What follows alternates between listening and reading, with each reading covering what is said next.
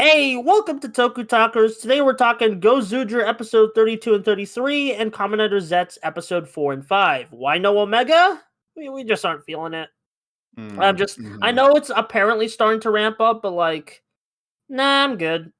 I'll watch it when it's finished. Yeah, I feel like every week we've just been like, oh, by the way, I'm Wyatt. Sorry. I forgot to introduce I busted up. That's Wyatt, yeah. I just kind of jumped in because I just wanted to say, like, every week we have just been very repetitive with, like, it's fine, but I don't know. I'm not feeling it. Well, like, maybe it's kind of mid. Like, we're just kind of sick of just because I'm sure there's some Omega fans that are like, Jesus, you guys are just too, repetitive or depressing or whatever.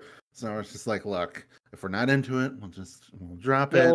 Yeah, like 10 episodes I think is enough to gauge if you're into it or not. And I just I know apparently plot stuff's happening, but it's like you know what, just in case, and just maybe I'll talk about it on my own channel when it's all done. But it's I'm just not feeling it, and I just don't want to be bringing that negative Nancy when I have so much good to say about the other shows. Absolutely. So, yeah, hopefully next year's Ultra might be more interesting for us to talk about if we even get to next year. God willing. So yeah.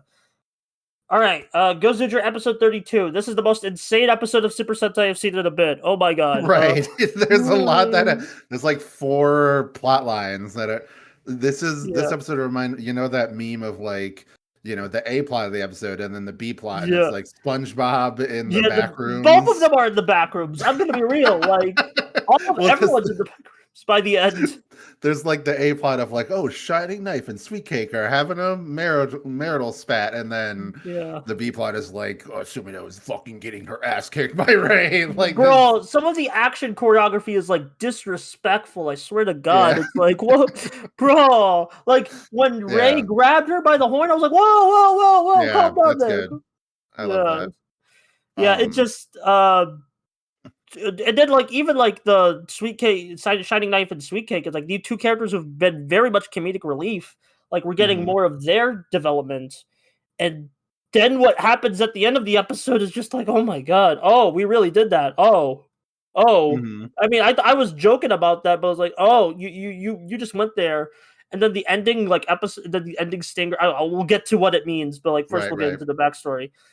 I also really like how Shining Knife and Sweet Cake's backstory was portrayed by Horyu and Kijino, just acting it out. That made me laugh when I was. That's a really cute way to portray their backstory without having to make new suits.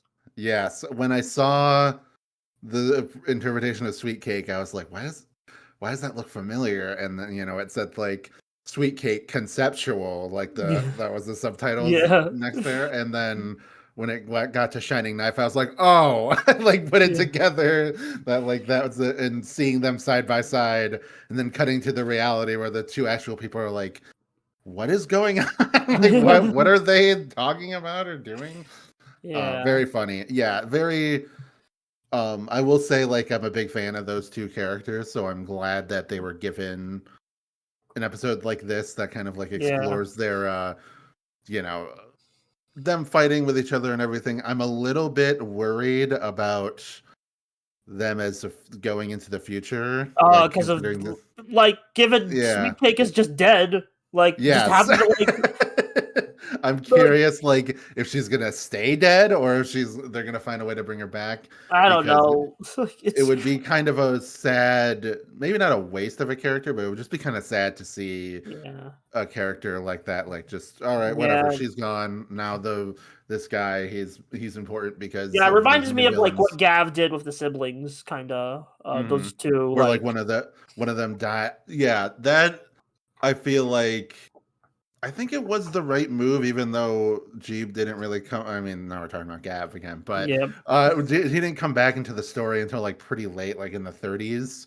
Yeah, but I think being okay, in order for them to become him to become a more dynamic character or whatever. Yeah, it's kind of sucks that he ended up still dying a chump, but I guess that's also still a meaningful message in its own way that some people just aren't capable of changing or growing.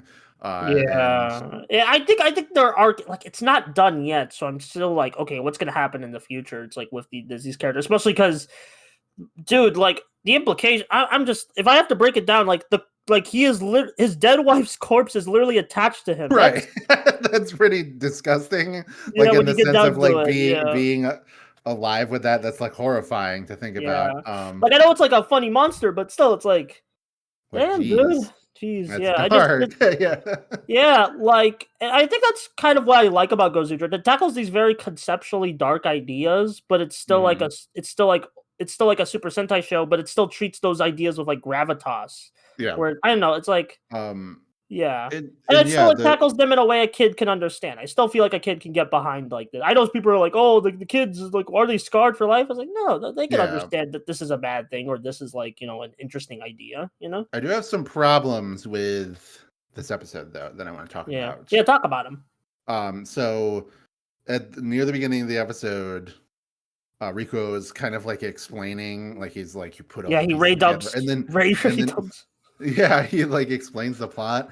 A lot of it doesn't really make much sense, and it feels like I know this is probably always like this is the case more often than not, but it feels like they came up with a lot of like mystery box style plot points and then decided to figure out how they connected later, Yeah, which like I is was a bit like weirded out of like okay, like I was like Ray's backstory is weird because it's like I think he's still like an intimidating presence, but it just I don't really I don't know. It feels like they came up with the visual and then decided okay, I guess one of Rikyo's fans kills Ray. All right, mm, like it's just they didn't I don't know. It didn't really feel as satisfying yeah. or of a revelation, but it's still like I still think it's interesting. But like I do agree where it's Yeah. like it feels like they I, came up with the visuals of like Silver Eye kidnapper, and then they mm, just connected it back later, which I don't think is a bad yeah. idea of storytelling. It's just very obvious here. And it feels like they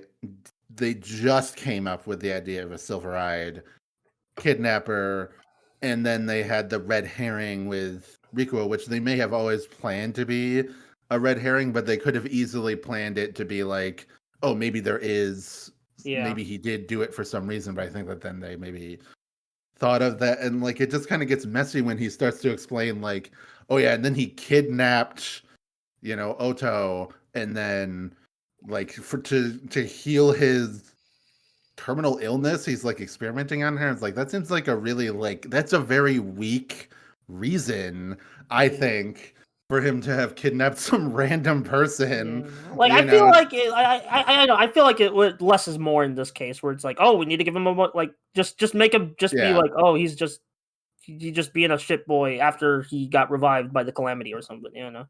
Yeah, Uh, like I don't know, give like I don't know. There could be some yeah, ulterior motive. Like they could have worked it into the whole thing where like, oh, he's working under this like second set of villains that are the yeah, calamity or whatever, and yeah. like they Also, know that Oto. Yeah, go ahead. I do gotta mention the calamity is basically a movie tie-in, which I not Yes. the biggest fan of. I mean, granted, the No. calamity was a thing in the at the beginning of the backstory of the show, but it's still like I don't like how they keep flashing back to the movie that we haven't seen yet. Yeah, So it gives me like some of the weaker elements of Gotchard where yeah, when they started to integrate like the like legend stuff or like some of the movie like stuff and just kind of expected you to have seen yeah. that stuff and be like what not be like what is going on, what are Like they at least with talking about. Gotchard, the major stuff, the major movie stuff was like just either a tease or like a special you could easily Yeah. watch. This is like a Mhm. movie that hasn't been digitally released Right. yet. So it's a bit more frustrating here, I find. Yeah, so I just bring that up not necessarily to say like it ruined the episode because it was still in like an entertaining. So Yeah, the stuff with Shining Knife and Sweet Cake were very funny, and the new villain is cool and the fight is cool and everything. I just wanted to yeah, bring up that this is when like they introduce so much of the plot, and it's like they're like wrapping up this plot point too quickly with like the mystery behind like what's the connection between Ray and Rico and Sumino and Ota, like all these characters. It feels kind of messy, yeah, and I'm not saying it could have gone better. Maybe this is the way that it had to go, but it just becomes clear to me that yeah, sometimes these shows are just kind of written on the fly almost, Yeah, like even with the new like accelerated production cycle of like, oh, they have like 20 episodes filmed before the first one comes out. Like it's you can kind of tell they still kind of write them on the fly. It's like, but it's like yeah, that's I don't mind that. Like I feel like sometimes that can lead to some cool story. It's a case by absolutely, case yeah. basis. It absolutely can lead to, I think that's what people were disappointed about with Gav, was that it Yeah, was too buttoned up and clean, and it felt like it ended in the mathematically correct way, yeah, but and some people instead of felt like the like, most heart wrenching way. Although I still like Gav like for what yeah, they did. absolutely. Yeah, I think I've said before, it's probably my favorite of the Reiwa era so far. But I do kind of see where people are coming from. There's something interesting about that, like the yeah, roughness of the production, where sometimes it can lead to these like interesting, like, oh my god, I would have never seen that coming. But sometimes it can lead to like, wait, what are they talking about? You have yeah, to kind of like turn your brain off a bit in order to be like, okay, whatever. This just means this essentially. So that's kind of what I had to do with this. And also I was a little bit disappointed that, similar to the it feels like they're like really stretching out this storyline with Sweet yeah, Cake and Shining Knife, similar to what they did with the Shinken Red thing with yeah. Fire Candle, where it's like it isn't resolved in 2 episodes. It's gonna take like 4 episodes to Uh-huh. resolve it. Yeah, I mean, like, oh, even then, we don't really see them in the upcoming episode preview, which I guess that brings us to episode 33, which is the introduction of the shareable final form. Because as we see in the preview for next episode, we see Rikyo using the Rio Tegasword. This is like Yes. the ultimate power of like GoZyuger. They're kind of vague on what it is, but it's like it's a cool looking power. I like the sword Yeah, design. it's just to do power up. That's it. Yeah, But it's like they fuse with Tega Sword, yeah, and they get like, he has like his arms folded across the chest, which is pretty cool.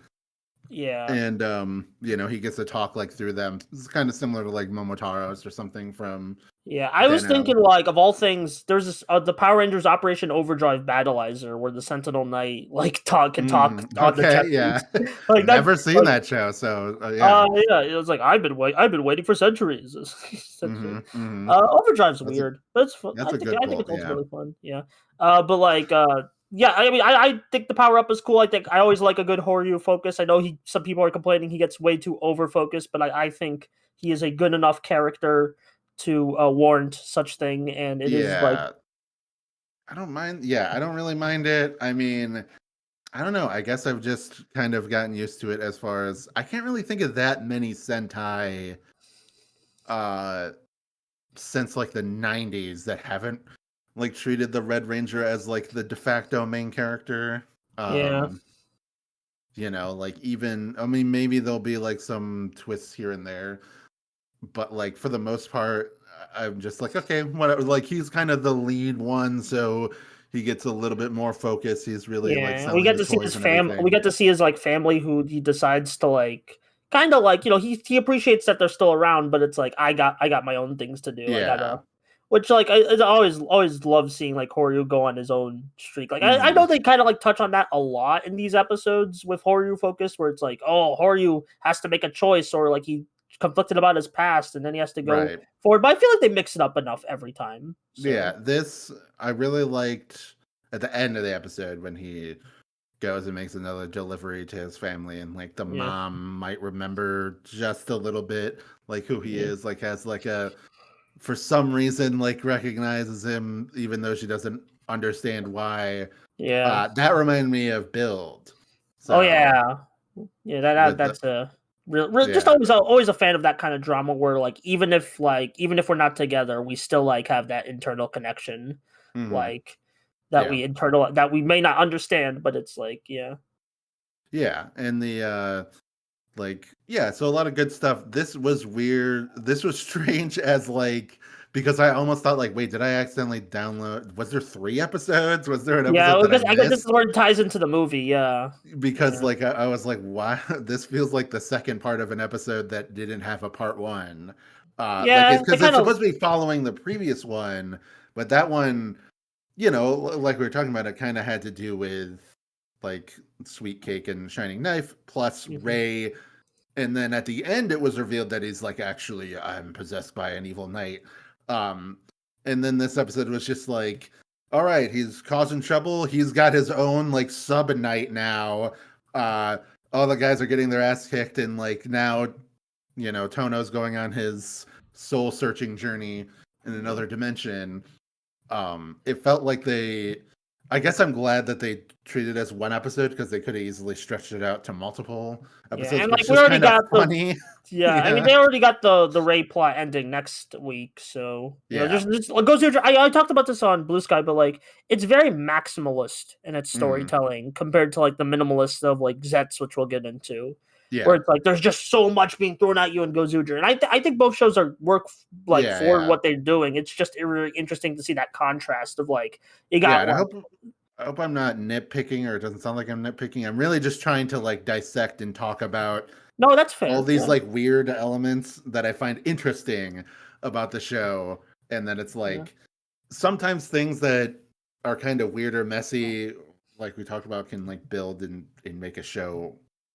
Like good. What it is, yeah, like very like, oh, you want to watch that? Like, yeah, it has these elements that kind of suck. I mean, I just mentioned Den-O. That's a show that I think like, the final like 8 episodes of it are very confusing. The villain is bad. I don't like who cares about the villain. Like whatever. So checking out Den-O is weird, but it's like but like I still love it. Like I still think it's like a very entertaining show the whole way through. So also, Tega June gets a full suit because previously she was just a pure CG suit. I don't really know why they had the mecha fight. I was just like, they kind of just said, "Oh, you're messing with my children," but I don't really see Goody Byrne anywhere. I don't. That was very cool confusing fight to me because I thought it was going to end with like, oh, is she gonna like beat him and then like end this plot prematurely, or are they gonna beat her and then she's either gonna be like damaged and needs to be repaired, or is like just defeated and taken out of the picture completely, because that would have been fucking crazy if that happened. Yeah, like mid-series retool. But it's like it's still pretty. I think they just got the suit ready, and it's like let's show it off in a cool action scene. Yeah, cool fight. Really, mecha fights have been really good. Mecha fights have been really high tier this show. Like yes, absolutely. Like, both Tega June fights, even the CGI one was still really cool. Yeah, just well choreographed and well like put into the story. So, I mean, not as much this one, but at least like this one just kind of felt like we got the suit. Let's show it off. That's true. Yeah, not very well put into the story, but still cool. Yeah, like visually, and like seeing her use all the different her rings, her own version of the rings was like really cool. I'm very curious to see where they're going to end up with that character, because she's done some interesting things. I'm very curious. But I think any final thoughts on these 2 GoZyuger episodes?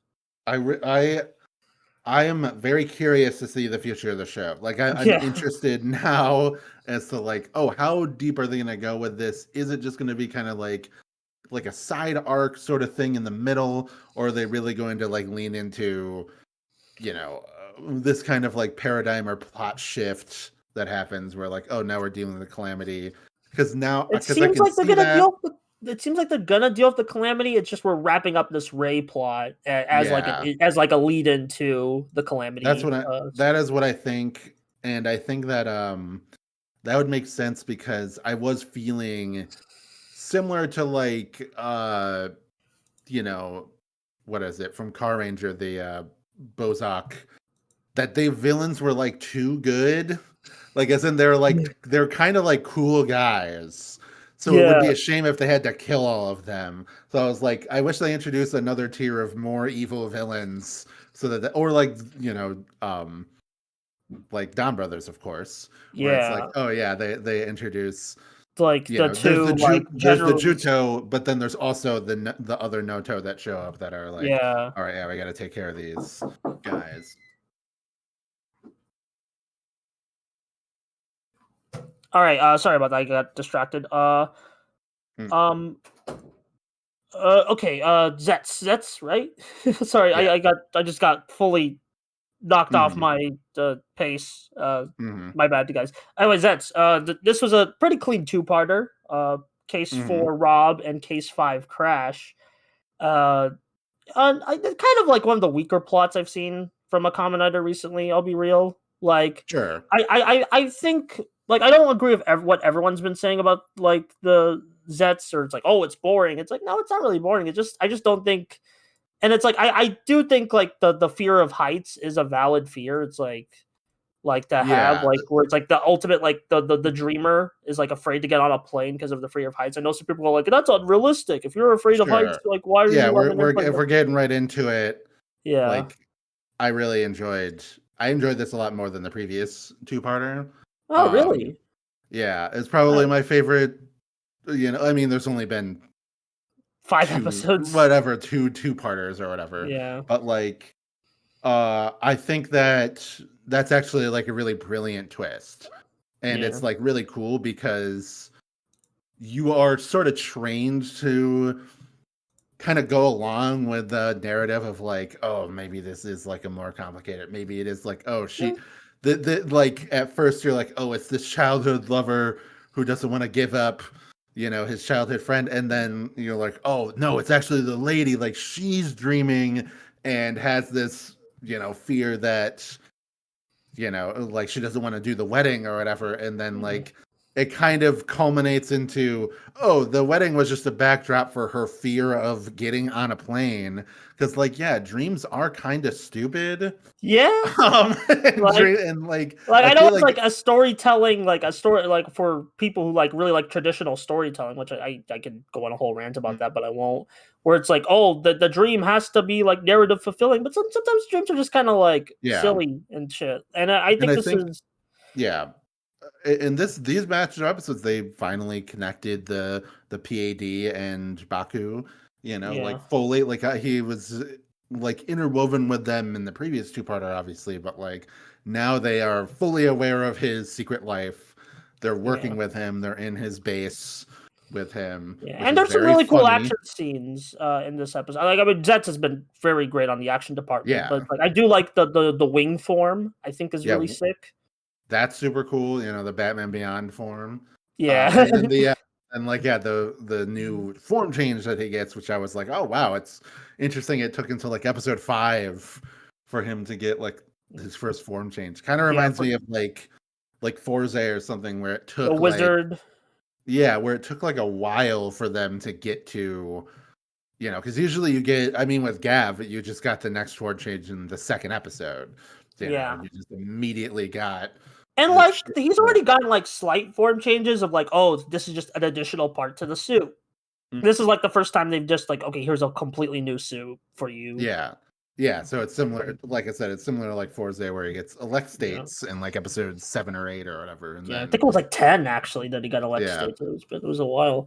and then fire and whatever. Yeah, But yeah, I think I can see people being kind of like bored by that, but I like the slow burn, the more mystery, and like yeah. It's I a just good really change like, of pace. Like, yeah, and and I it, just like, and really I like feel, the characters so far. yeah, Like I think that they're entertaining, and if there isn't really any element of it that sticks out as like, oh man, I wish they would change this. Like so far, I'm just kind of yeah. like I'm cruising invested and with want to it. see where it's going. Yeah. I'm cruising with Zets is the best way to put it. Where it's like, yeah, it could be like it could be a little more exciting, but I'm gonna let it cook. Hmm. Like I'm gonna trust the process. And it seems Yeah. like next episode we're gonna get some stuff on the main girl, Nem. Nem. So Yes. yeah, Oh, I do have to say this because I don't think we've talked about it. But like a lot of times in shows, they'll be like, oh, this character is like a celebrity or a pop star, and they're supposed to be like beautiful, whatever, ethereally beautiful. And sometimes you're like, yeah, I can kind of see it. Nem is gorgeous. Like I can absolutely. She is like. I was looking at her these episodes. I was like, Jesus, she is truly beautiful. I understand in this world, like in this fictional world, why she's so popular, and I can understand why Toei hired her to yeah, be this character. So it's just yeah. like spot on. I just want to give credit. I want to appreciate like a The beautiful casting person. department. Yeah, Yes. Same thing with, I mean, same thing in GoZyuger with Rikuo. Like yeah. he's beautiful. Like he's absolutely one of the most handsome rangers we've ever gotten. Oh, So true. him Yeah, being like a pop idol is like I 100% believe that. So Yeah. What else? I feel like I mean, there's not really like too much going on for like the overarching plot for the episodes, but still like I mean, besides like the two departments like the code and like Baku's like agency and the two yeah. Mulder and Scully. I still need to remember their Right, names. yeah. Uh, We'll get there, don't worry. yeah, But I it's a guess I whole do want to ask, like, because it seems like that nightmare guy, like he has some knowledge of, he's connected in some way to Nem. Like, do you think, like, what do you think that that's about, or do you have any theories about that? I Or mean, I all I mean, we're know is gonna. that they're connected based on both the open, which we finally got the opening in these two episodes. That's true. Yeah. Opening's good. I do find it a bit weird how the title drops 30 seconds in, and then there's That still a opening. annoys me so much. Yeah, it's like that's a really that I love editing in this shit. So it's like, oh, why did you put the like 30 seconds Yeah. in? It's like, oh, whatever. That and the like, I don't know. There's some elements of the opening where I saw a lot of people be like, "This is amazing. This is like some of the best editing I've ever seen in a Kamen Rider opening." I'm like, maybe I'm dumb and bad, and you guys are better, but I do think that like that is wrong. That is or weird at least, like putting it in the middle, like right before the like chorus kicks off, and then Yeah. also like the ending of it being him just like slowly walking towards the Yeah, screen like is like kind of cool, but it's also like you it couldn't doesn't like cut sync. between it and like exciting things and have him like still have the continuous shot of him moving Yeah, or at least towards the put camera. some footage in the background or some Yeah, shit. something like I don't know, make it a little more Yeah, exciting. I mean, Gav was just so well. The opening for Gav, like if we have to compare it to anything, was just so well edited and energetic that it's like, it's kind That's of true. a Yeah. downgrade. Yeah, because that felt like it encapsulated the whole show. Like the beginning of it, you show the Yeah. characters, you show them at Happy Pare, doing a job. That it's like, oh, it's all dark and mysterious. Here's the villains, and then Yeah. you go into the fight at the end, and then it's like, oh, they're crying. Yeah, I can just remember Yeah. the whole opening. Obviously, I watched 50 episodes of it, Yeah. Yeah, like, maybe like I do hope there's some tweaks to the editing as like yeah, the show like introduces more concepts. but the song is really good, and there Oh are yeah, some good, like, yeah, there's some. I visual. like when the I like the chorus movie just theater pops part. off. Yeah. Yeah, The so movie theater good. part's really cute. And then yeah, the opening's fine. It's not really like I don't really. I guess people are just like finally excited to see the opening, but I was a little underwhelmed when I got the opening. I love the song though. Mhm. Visions is great. Uh, Yes, banger. what else? Yeah, I think that's like mainly everything. Yeah, again, just another great fights. That's continues Yeah, to kind of be very cool.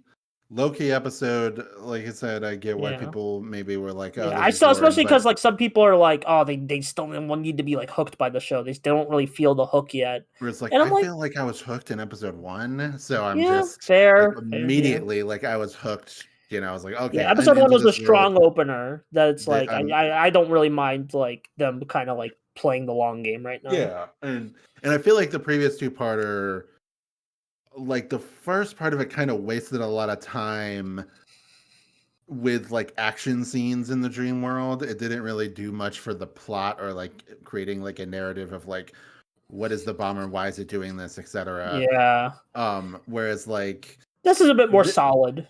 yeah, and it feels like, oh, the monster not being as much in the forefront is fine because the plot is more about the mystery of like what actually is the nightmare, and then you start to put the piece together like, oh, the nightmare manifests as a crow because like a bird knocked her off this tree. She was saved by a friend. She has a fear of heights now, etc. That's why, and like, yeah, I feel like this is a thing that you can do in a show that's about going into people's dreams is you can elevate something that's like a very mundane fear into something that feels like massive and world ending. And I think they did that. This is like the perfect time in the show to do that when you're like just establishing the world and the characters and the stakes early on, episode 4 and 5 doing that. So I think like for me, I was really engaged with what's going on because of that. But I'm also excited to learn more and to see like, oh, where can the plot go from here, etc. Because I don't think it's always going to be like this, this calm plot. I mean, with most comm writer shows, it's gonna like be in here for a while, and then once the plot starts going, it's just gonna be either fighting other writers. That's so it's kind of like nice to like. It's kind of nice to have the episodic like Monster of the Week stuff for like a bit before we get into like the nonstop writer v writer. I mean, Gav was pretty consistent. Gavin Gottschalk pretty consistent about just like having Monster of the Week stuff. Yeah. I was more joking, about like because it's just funny how often that happens with the show. Sort of like completely pivots, especially with like Yu Yu Takahashi. Yeah, where, I mean, he started with writer v writer and ended with writer v writer. So but all right, I am liking Zeztz. Yeah, I'm liking Zeztz. How are you? Anything else you got? I feel? No. I was just saying. I feel like that's all. We can wrap up this episode. All right, plug your stuff, Wyatt. Go on over to Bluesky, Wasp Ranger, WAZP Ranger. It's mostly stream of consciousness stuff, but I do post about podcasts I'm doing or videos I'm making. Right now, started writing a video about the Dragon Prince because there's some real fuckery. There's some real fuckery going on with the Kickstarter and. There's a Kickstarter? Oh man. Okay, I don't want to explain it. Explain it to me. I'll explain it to you after. Okay, yeah. But I was gonna say, when season 7 came out last year, it was so bad that it actually inspired me to want to make a video talking about the show, what went wrong, etc. And I decided to like shelve it because I wasn't really in the mood for making videos, and usually don't make negative videos. But the Kickstarter stuff that's been happening recently was so egregious that I feel like I had to like dust off that old Google Doc and like finish it and talk about that. Something needs to be done. Right, to talk about it and shine a light on how ridiculous it all is, which I'll explain to you after this recording. And if you're listening and curious, it's pretty easy to find some information of it if you look on Reddit. But yeah, so that's what I'm working on currently. So hopefully that will be out like in a couple weeks or whatever. But if you want to check out my main podcast, go on over to my channel. It's Only Magic. That's Cartoon Buffoons, going through every Cartoon Network show, in order. And we've had Buster on a few times. So I talked about the Fantastic Four and Transformers Animated. Yes. Yeah, good show and a great show. Yeah. And then if you want to support me, go on the Patreon. You can get those episodes a week early for $3. If you only have $1, that's fine. You get Wow Cool Robot. It's like 5 to 10 minute episodes. Me and my friend Wayne going through every single robot in existence. We do need to record more episodes. It's been a while. So maybe I'll contact him like next week or something, and we'll. Have you done Tegasword yet? No, because he just has like a huge document of robots, and then he just hits random to like be like, oh yeah, this is what we're talking about. So we talked about a lot of Gundams and Transformers and stuff like that, just because he's put a lot of those robots on there. There's a lot of them, so it makes sense. Yeah, we talked about a few Sentai robots. Yeah, I think Gokaiyo was. I saw that on my feed. Yeah, Gokaiyo. I think Shinkeno maybe. Yeah, a lot of stuff. Check that out. It's good. There's like over 100 episodes. It's crazy. Yeah, good listen. Good to listen to that. But all right, how about you? Where can we find you? I'm Buster. I don't know where I'm at with videos because sometimes I just make a video within a night, like my recent Peacemaker Fortnite video, because I had to talk about. I just had to talk about like you with the Dragon Prince. The ideas kept annoying me, and I'm like, you know what? Even if it's not the most positive video, I just got to make it. And that's kind of where I'm at. I'm working on some big stuff. We're approaching 300 analysis videos on the channel, so go over to Buster Corp and go see some videos. A lot of Toku, a lot of comics, cartoons, all sorts of things. Also, subscribe to this channel, Modular Media, because we got some fun podcasts coming up, including the Analytical Fanboys on Red versus Blue. That's gonna be a fun argument. I'll explain that later, but it's shaping up to be an exciting episode for better or worse. So just overall, have yourselves a good week. We'll see you hopefully next week of TokuTalkers. Sorry, I've been bi-weekly with it. I just brain beat. It happens. Happens. Yeah. So it'll be done when it's done. Yeah.